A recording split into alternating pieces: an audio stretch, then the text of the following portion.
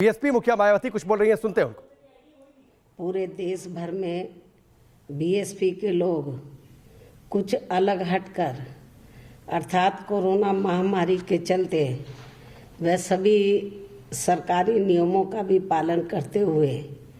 तथा बिना कोई केक काटे व लड्डू आदि बांटे हुए बहुत ही सादगी व संजीदगी से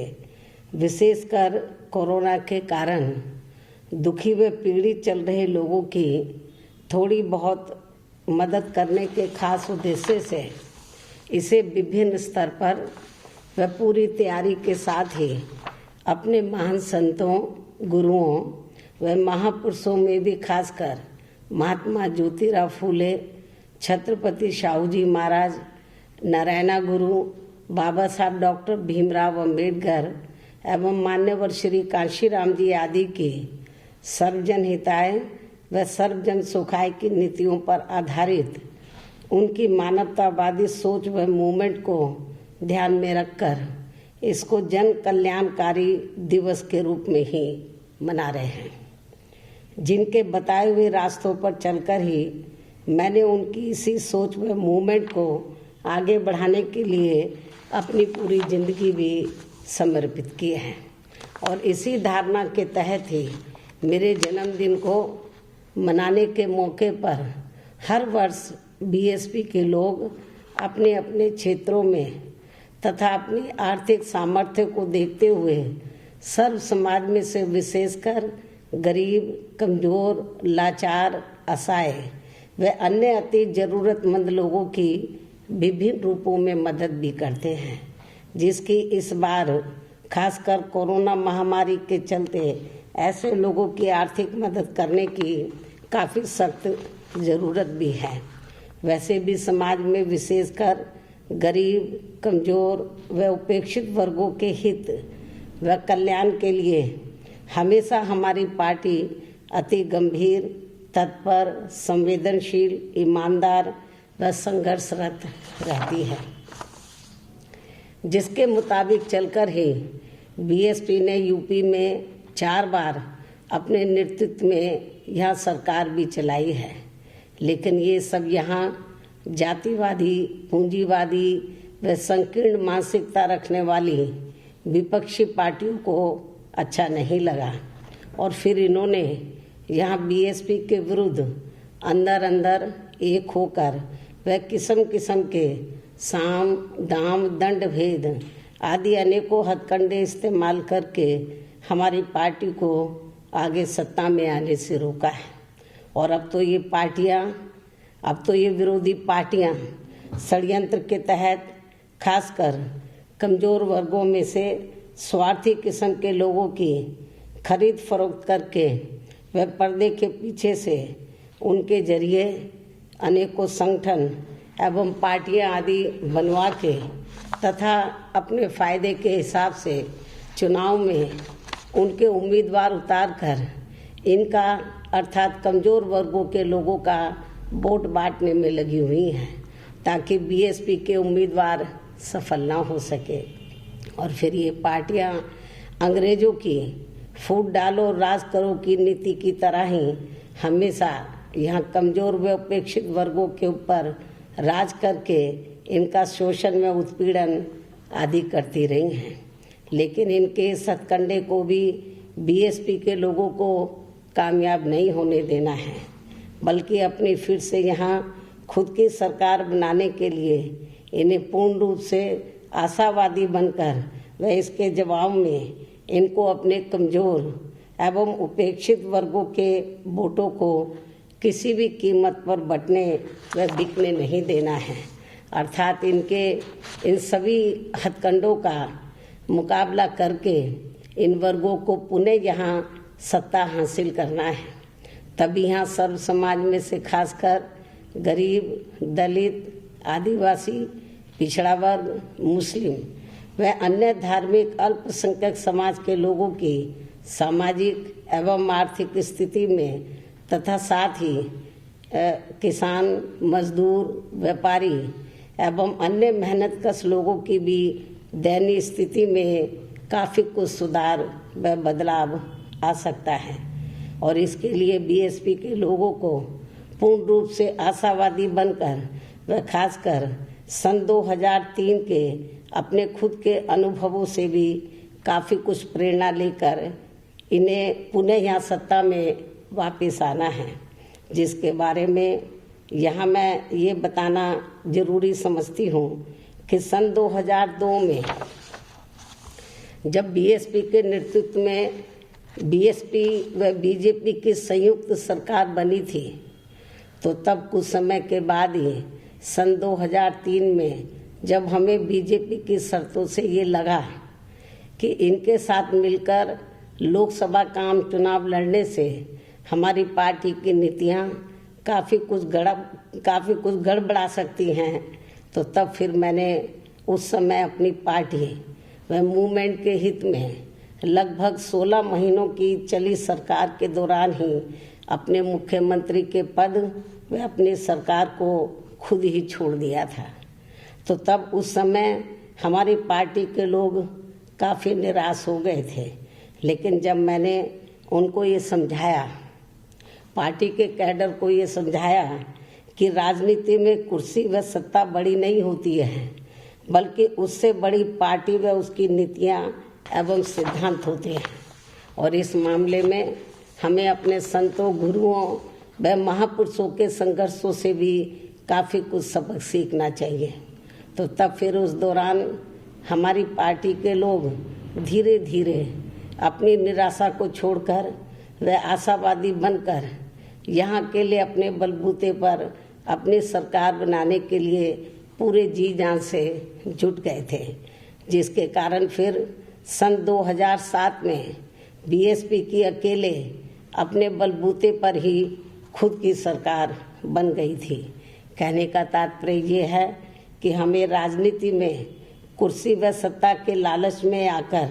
अपनी पार्टी की नीतियों व सिद्धांतों से कभी भी अलग नहीं होना है, बल्कि इनको प्राथमिकता देते हुए ही हमें आगे बढ़ना है। ना ही कभी निराश होकर इधर उधर भटकना है, बल्कि पूर्ण रूप से आशावादी बनकर सन 2007 की तरह ही फिर से यहाँ सत्ता को प्राप्त करना है। और अब मेरा यही कहना है कि यदि बीएसपी के लोग मेरी इन सभी बातों पर अमल करते हुए अपनी पार्टी को सन 2007 की तरह पुनः यहाँ सत्ता में लाते हैं, इसके साथ ही देश के अन्य सभी राज्यों में भी पार्टी को यूपी की तर्ज पर आगे बढ़ाते हैं, तो फिर ये ही इनका मेरे जन्मदिन के लिए खास तोहफा भी होगा। इतना ही नहीं, बल्कि आज मैं अपने जन्मदिन के खास मौके पर केंद्र सरकार से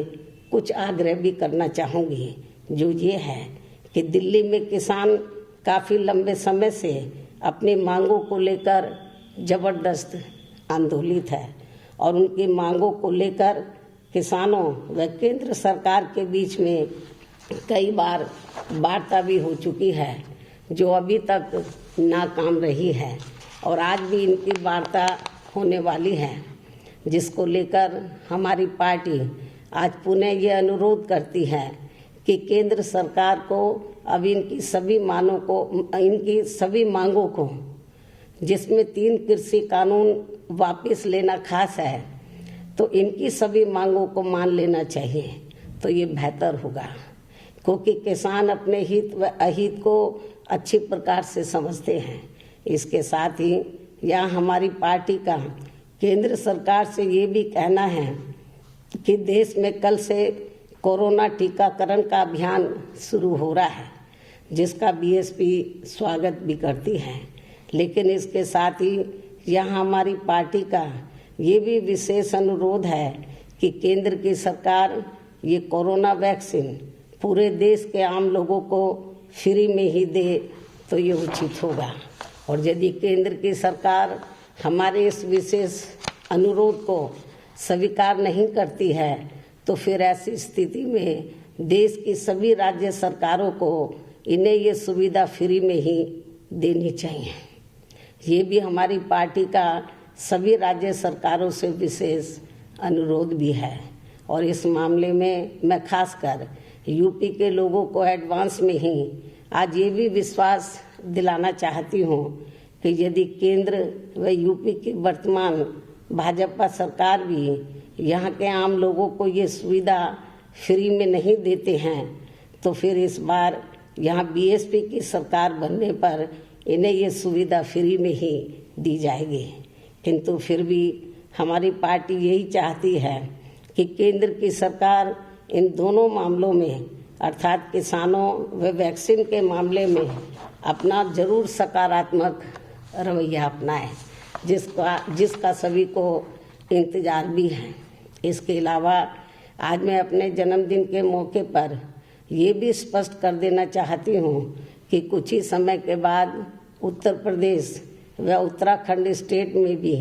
एक साथ यहाँ विधानसभा के आम चुनाव होने वाले हैं। लेकिन बीएसपी अब इन दोनों राज्यों में बिहार प्रदेश की तरह व लोकसभा चुनाव की तरह भी यहाँ किसी भी पार्टी के साथ किसी भी प्रकार का कोई भी चुनावी समझौता आदि नहीं करेगी। अर्थात इन दोनों राज्यों में हमारी पार्टी अकेले अपने बलबूते पर ही यहाँ सभी विधानसभा की सीटों पर पूरी तैयारी व दमदारी के साथ ये चुनाव लड़ेगी तथा अपनी सरकार भी बनाएगी। वैसे ये बात भी काफ़ी हद तक विदित है कि खासकर उत्तर प्रदेश में कांग्रेस व सपा के रहे शासनकाल में तथा वर्तमान में बीजेपी के चल रहे शासनकाल में भी इनकी नीतियां एवं कार्यशैली को अब यहाँ की जनता कतई भी पसंद नहीं कर रही है। ये स्थिति हमें उत्तराखंड प्रदेश में भी देखने के लिए मिल रही है और अब इस मामले में यहाँ की जनता बीएसपी को ही सत्ता में लाने का अपना काफ़ी कुछ मन बना चुकी है, जिसकी हमारी पार्टी को पूरी उम्मीद भी है। इन्हीं जरूरी बातों के साथ ही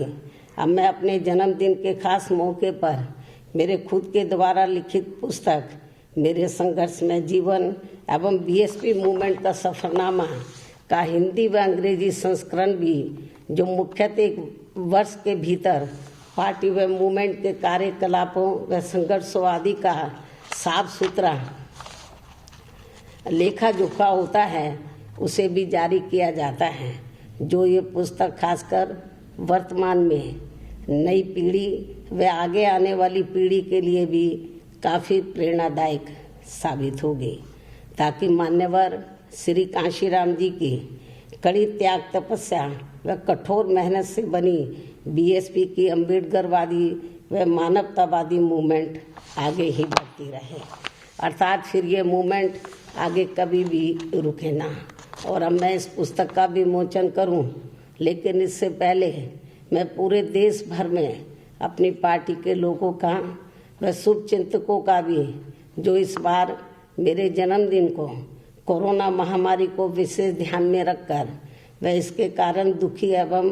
पीड़ित चल रहे लोगों की मदद करने के खास उद्देश्य से इसे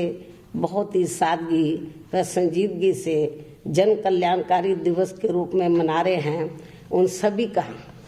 मैं पूरे तहे दिल से आभार प्रकट करती हूँ। साथ ही इस मौके पर भी आज मैं पुनः इन्हें नव वर्ष सन 2021 की अपनी हार्दिक शुभकामनाएं देती हूँ तथा इनके उज्जवल भविष्य की भी कामना करती हूँ। और अब मैं अपनी पुस्तक का विमोचन करती हूँ।